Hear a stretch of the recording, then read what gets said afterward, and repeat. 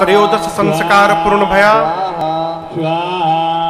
अयोध्या का सिंहासन रिक्त है।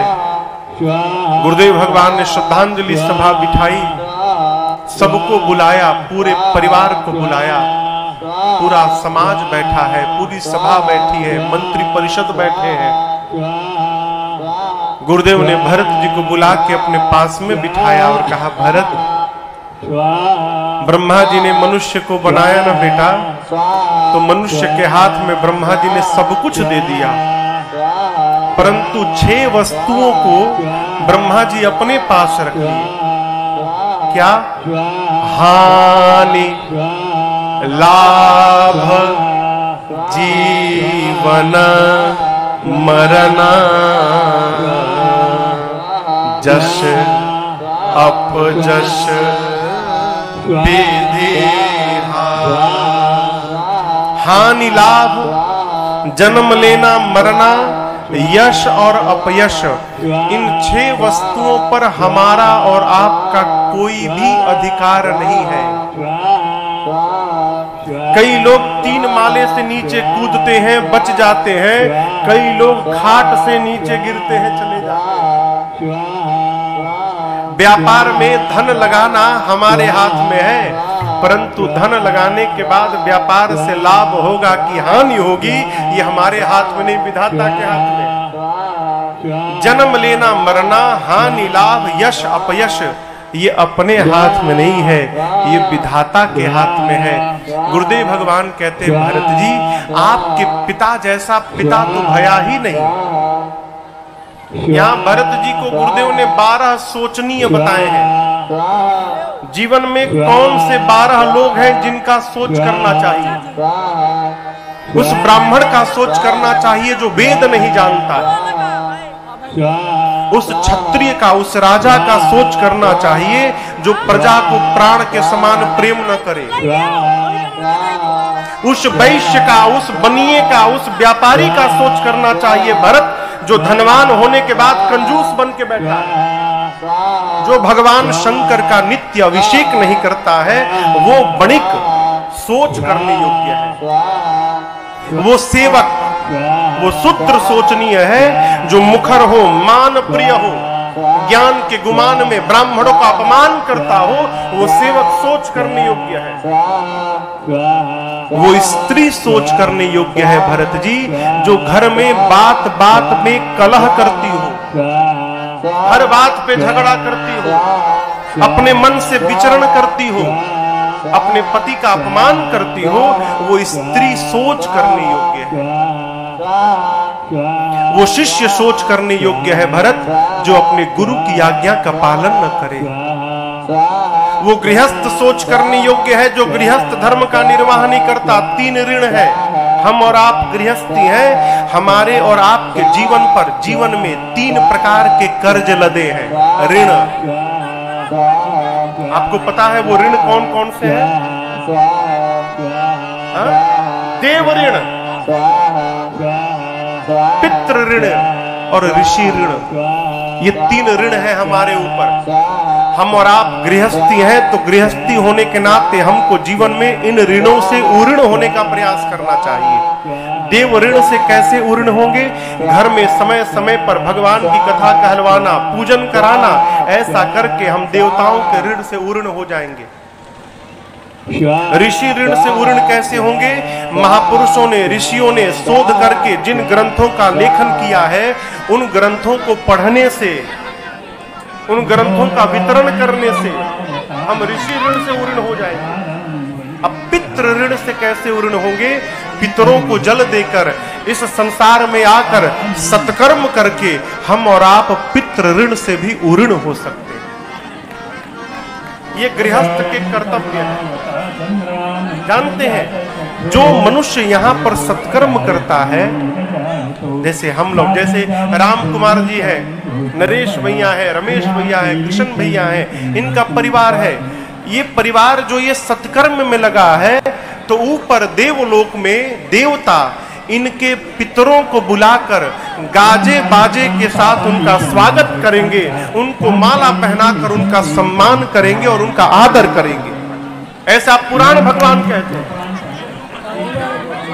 जो संतान यहाँ धरती पर सत्कर्म करती है, ऊपर उनके पितरों का सम्मान होता है।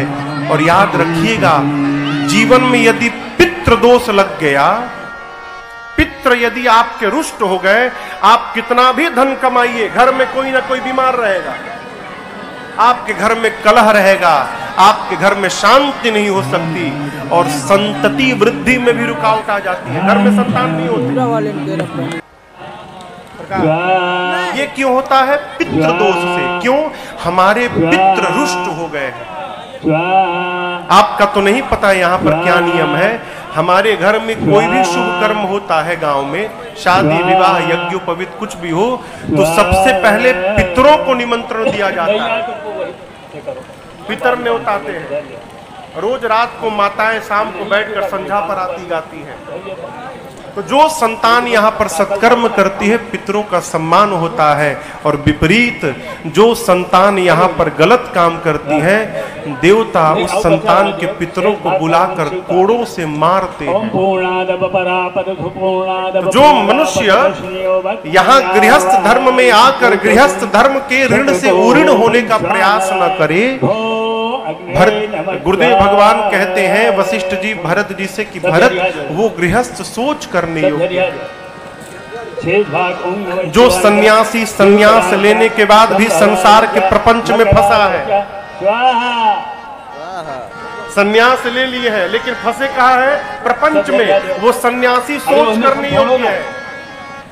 वो वानप्रस्थ, जो वानप्रस्थ आश्रम में प्रवेश करने के बाद तपस्या छोड़कर भोग में लगा हुआ है, वो वानप्रस्थ सोच करने योग्य है। भरत जी, वो मनुष्य सोच करने योग्य है जो अकारण चुगली करता है, इधर की बात उधर करता है, उधर की बात इधर करता है, जो केवल अपने शरीर की चिंता करता है, जो अपने माता पिता गुरु भाई से अकारण विरोध करता है, वो मनुष्य सोच करने योग्य है।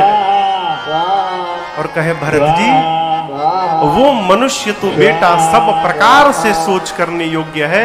जो मनुष्य का शरीर प्राप्त करके भगवान का भक्त नहीं हो पाया, वो तो सब प्रकार से सोचनीय है भरत जी। ये 12 सोच करने योग्य लोग हैं। लेकिन भरत, आपके पिताजी इनमें नहीं आते हैं। आपके पिताजी लाला सोच करने योग्य नहीं है। आपके पिता जैसा पिता न था, न है, न भविष्य में कभी होने वाला है। भायाऊ न आहाई न अब होनिहारा, भूप भरत जस पिता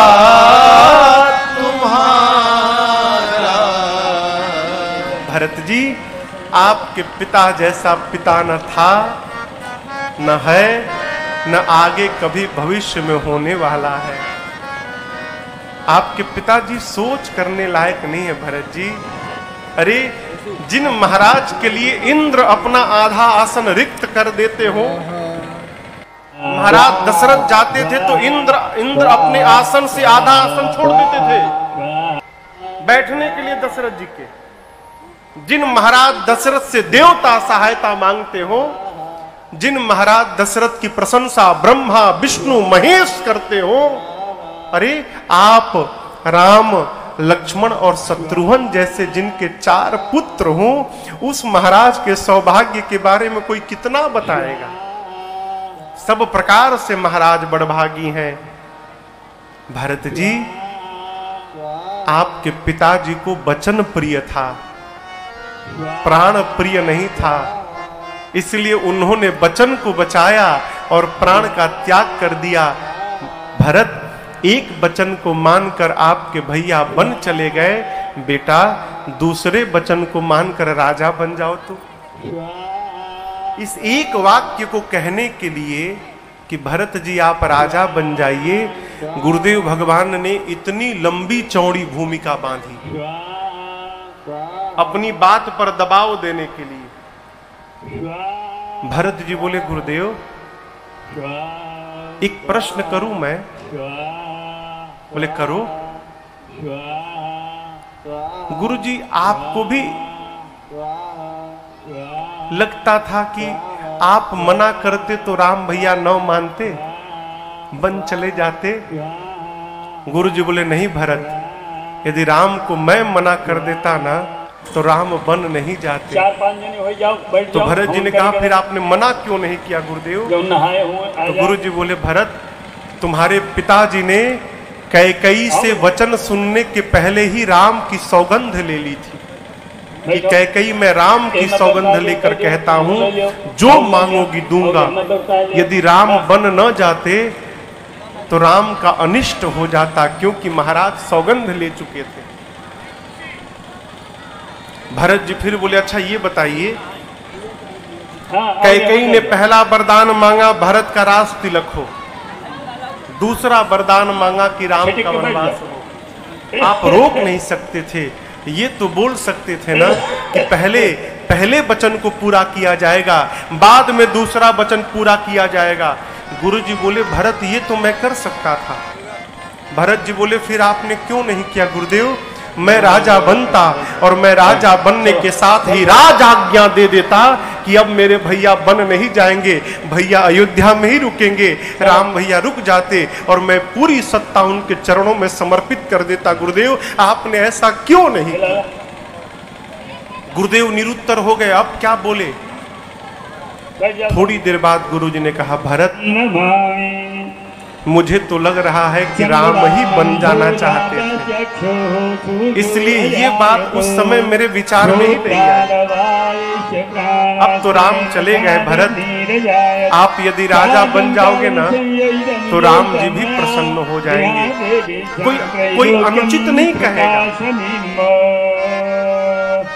हम तो कहते हैं भरत जी आप अभी राजा बन जाइए, और जब राम जी 14 साल बाद लौट आएंगे तो सौंपे हो राज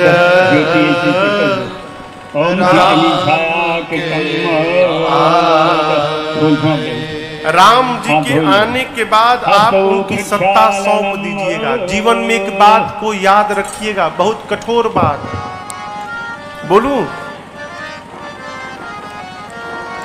लेते समय जो मन रहता है ना, वापस करते समय वो मन नहीं रहता। कोई हो